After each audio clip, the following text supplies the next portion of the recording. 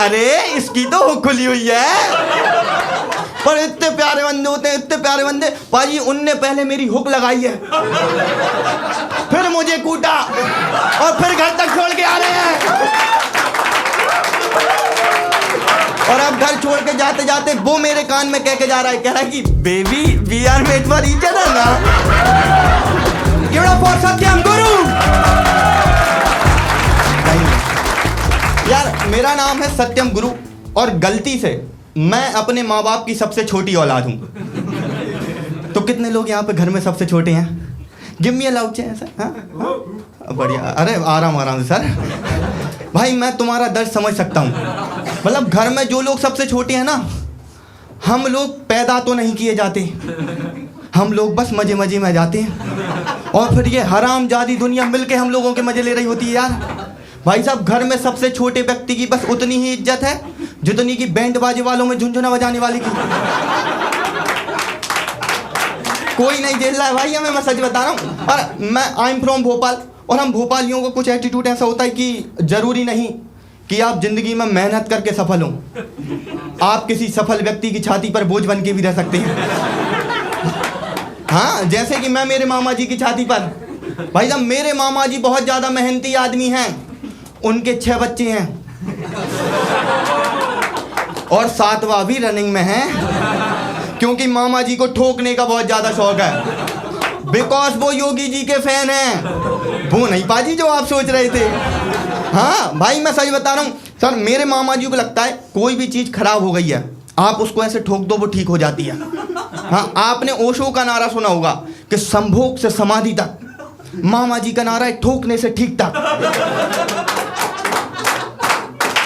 पाजी आपको याद आएगा क्या है ठोकने से ठीक तक? हाँ भाई मैं आपको एग्जांपल दे सकता हूँ। जैसे आपके टीवी का रिमोट नहीं चल रहा है, आप उसको वो चलने लगता है, आपके पानी का नल बंद करने के बाद भी अगर उसमें से एक एक बूंद करके पानी टपक रहा है, आप उसको वो चलने लगता है, राइट? तो मेरे मामा जी थे बिजली विभाग में।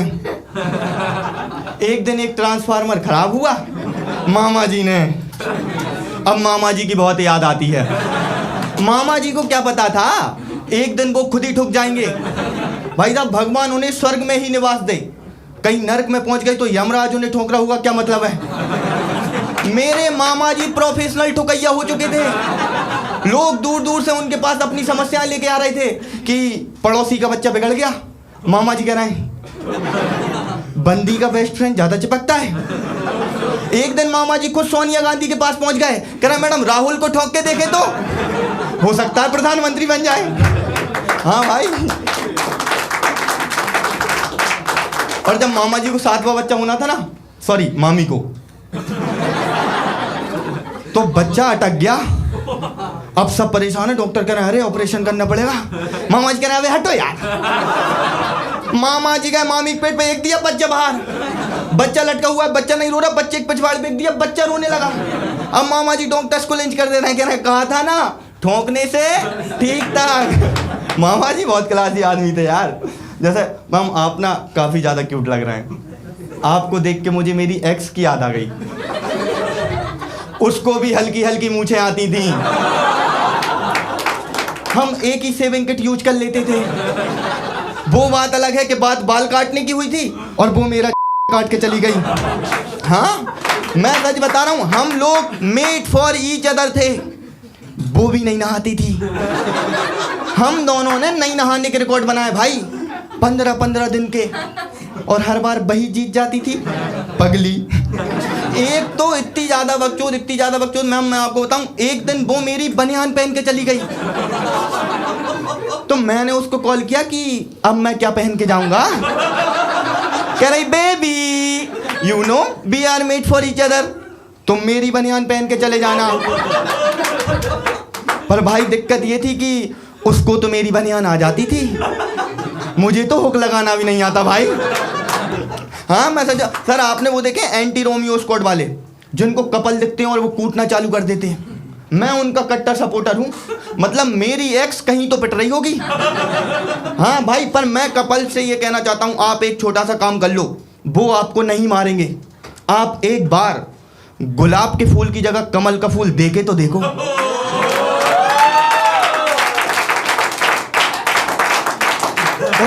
लगा अपने वाले हैं। हाँ भाई मैं सर वो इतना ज़्यादा मारते हैं कि मारते मारते कपड़े फाड़ देते हैं। पाजी ये बात मैं आपको पर्सनल एक्सपीरियंस से बता पा रहा हूँ। एक दिन वो मुझे कूट रहे थे, कूटते कूटते एक कहता है इसके कपड़े फाड़ दो। भाई साहब मेरे केवल कपड़े फटे हैं, उनका दिमाग फट चुका था, क्योंकि उस दिन मैं बोई वाली बनियान पहन के आया था।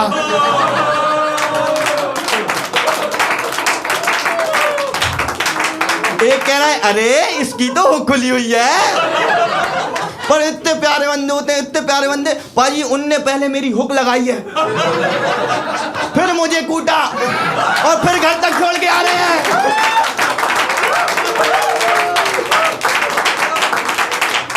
और अब घर छोड़ के जाते जाते वो मेरे कान में कह के जा रहा है, कह रहा है कि baby we are made for each other ना। यार और आपने वो नहीं देखा आजकल की जो न्यू जनरेशन के बच्चे हैं, ये कुछ ज़्यादा ही डिप्रेशन में नहीं है। हाँ वही निब्बा निब्बी। हाँ ये भाई इनका ट्रेंड चल रहा है डिप्रेशन में रहने का। ये लोग तो इसलिए भी डिप्रेशन में हैं कि ये लोग डिप्रेशन में क्यों नहीं है। ये आधी आधी रात को चौंक के उठ जा रहे हैं कि हाय मुझे नींद कैसे आ पा रही है, मैं अपने हाथ की नसें क्यों नहीं काट लेता, कोई बंदी मेरा क्यों नहीं काट जाती। क्यों पाजी? पाजी आप रिलेट करोगे, मैं झूठ नहीं बोल रहा। ये लोग तो इसलिए भी डिप्रेशन में हैं कि जिनके पास बंदी है उनके पास रूम नहीं है, और जिनके पास रूम है उनके पास बंदी नहीं है।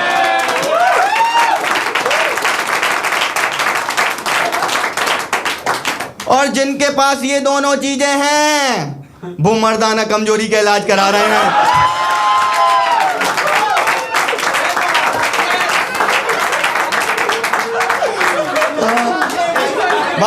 भाई मुझे आपकी शक्ल ना धुंधली धुंधली याद आ रही है।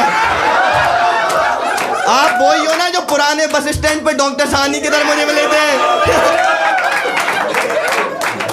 मैं भी लगा हुआ था उसी लाइन में, पर मैं डॉक्टर को चूरन सप्लाई करता हूँ, वो नहीं जो पाजी आप सोच रहे हैं। यार मैं ना ज़्यादा दिनों तक कोई जॉब कर नहीं पाता हूँ, क्योंकि मुझे ऐसी जॉब चाहिए जिसमें बहुत ज़्यादा घूमने को मिले, नई नई चीज़ें सीखने को मिले, थोड़ी सी एडवेंचरस हो।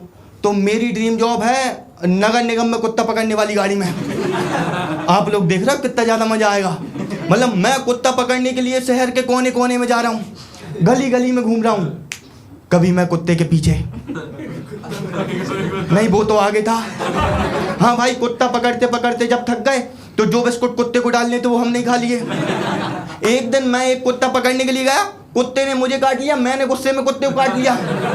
मैं हिसाब बराबर, मैं ऐसा नहीं रखता किसी का। हाँ भाई साहब मुझे 14 इंजेक्शन लगे, उसको 28 लगवाने पड़े। वो अपने पड़ोसी कुत्ते से करा भैया क्या मतलब है, आजकल कुत्तों से ज़्यादा इंसानों में जहर पाया जाता है। हाँ उसका पड़ोसी कुत्ता उससे कह रहा भैया मैं तो कहता हूँ 14 और लगवा ले। कह रहा है क्यों? कल अपनी नागिन सी बंदी को किस करके भी तो आया होगा। हाँ और दोस्त हरामी होते, मानते हो ना आप लोग। वो मेरे मजे ले रहे हैं, मुझसे कहना तुम चूड़ी पहन के घर में बैठ जाओ, तुमसे कुत्ता नहीं पकड़ा जा रहा। मैंने कहा सुनो भाई, चूड़ी कमजोरी का नहीं जिम्मेदारी का प्रतीक होती है, और जो इस बात को जितने जल्दी समझ ले भाई असली मर्द है। राइट मैम, राइट ना, ठीक है ना मैम। पर इसमें भी एक दिक्कत है पाजी, आजकल की लड़कियां चूड़ियां भी तो कहाँ पहन रही हैं। और ये तो चलो ठीक है, ये लड़कियां तो बहुत प्यारी हैं भाई। तुमने वो पाजी आपने वो लड़कियां देखी जो पागल होती हैं? मतलब ये सब लोग ठीक है, जो यहाँ के बाहर वाली, मतलब जो लड़कों को बिना बात के ही भैया बोल देती हैं बस मजे लेने के लिए। भाई आप तो, मुझे ऐसा लग रहा है आपसे तो फूफा जी कह दिया होगा। हाँ भाई मैंने पर इस चीज़ का हैक निकाल लिया। लड़कों अगर अब आपसे कोई लड़की ज़बरदस्ती भैया बोले बस मजे लेने के लिए, तो अगर अब मुझसे कोई लड़की भैया बोलती ना, तो मैं उससे कह देता हूँ कि हाँ बहन सच कह रही हूँ आप, मुझे तो पहले ही दिन से शक था मेरे बाप पे। और बताओ हमारी मम्मी जी कैसी हैं? पापा जी कल बहुत उदास उदास बैठे थे, मम्मी जी को हिचकी तो आती होगी। नहीं यार भाई, पर मैं मेरे जीवन में बहुत ज़्यादा अकेला था पाजी आपकी ही तरह। आप कपल सिंगल तो मैं पहचान जाता हूँ।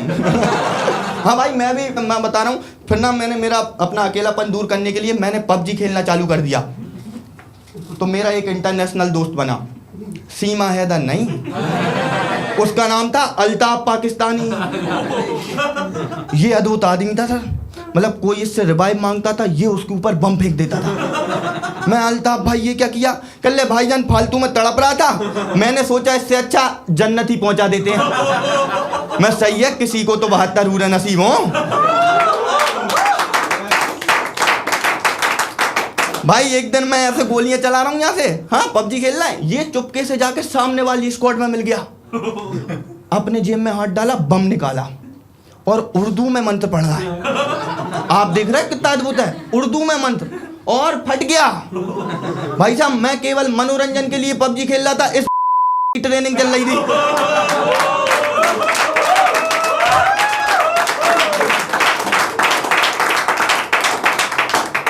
मैं तेरे साथ तो दोस्ती नहीं रख सकते। मैं सुनो अल्ताफ, तलाक तलाक तलाक। हाँ फिर मेरा एक और दोस्त बना, वो बहुत प्यारा था, वो पाजी जितना ही क्यूट था। हाँ वो कश्मीर से आया था और उसका नाम था अब्दुल यादव, और वो क्रिश्चियन था और बात में पंजाबी बोलता था। मैं तेरे बाप ने कौमी एकता का सही नमूना पैदा किया है। मैं बताइए जरा कैसे कैसे। क्या भाई देखो, पापा जी हमारे यादव थे, हिंदू, मम्मी का नाम था ईशा, क्रिश्चियन, और यार मेरी गर्लफ्रेंड पंजाबी है।